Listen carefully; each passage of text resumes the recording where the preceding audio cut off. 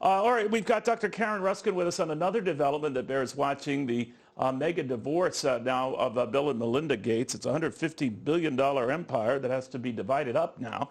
How's that going to go? She's a psychotherapist, Dr. Karen's marriage manual. She knows of what she speaks. Doctor, great having you. I assume this was in the works, and a lot of it maybe has already had the details ironed out. But this gets the attention it does because of who we're talking about. But how do you think it's going to go?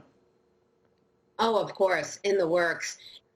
When it comes to divorce, many years in the making for most couples, great deal of thought and processing and consideration, how it's going to affect their business dealings, how it's going to affect the kids, how it's going to affect them individually, emotionally, relationally in terms of their dynamic. These are all things that most couples experience when going through a divorce. They are in the public eye, so certainly right before our eyes. I think that the two of them are going to do their absolute best to be effective, to have what would be deemed a healthy divorce. And it's very interesting because although divorce is actually on the decline in the United States in the past 20 years, the divorce rate for over 50 is on the rise. It's called gray divorce.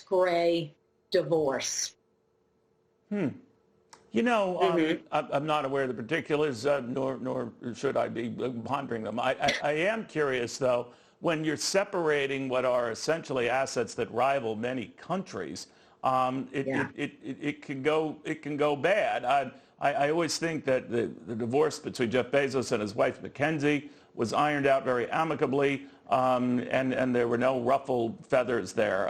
Now, again, I don't know what was going on behind the scenes, but it is clearly in both Bill and Melinda Gates' interest to keep a foundation. They feel very passionately about it, have done a lot of good for the globe, to keep that going. And they both want continued roles, prominent roles, running that along with Warren Buffett.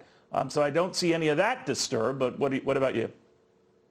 Yeah, absolutely, because two people can have a business partnership without having a marital partnership. They're two very separate and distinct differences. So the business partnership is going to remain. The marital partnership is what is going to end. So if the two of them can continue to work effectively together, which it sounds like, that they most certainly have every intention of doing so, and I'm optimistic that they will because they know it's at stake. And it's clear to all of us, the public anyway, that they have such a passion for what it is that they do, and they affect so many that they will work hard in order to make sure that things run as smooth as absolute possible.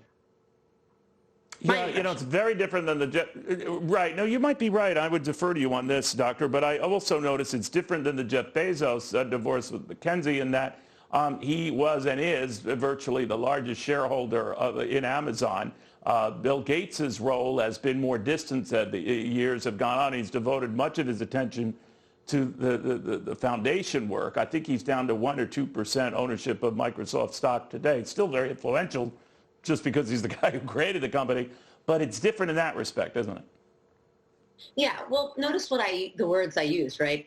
They will do their absolute best. And I said, I am optimistic. And I said, as the public, it seems as though. So I say these things because the fact is, behind the scenes, in most divorces, there is a lot of grief and a lot of pain and a lot of challenges and a lot of heartache.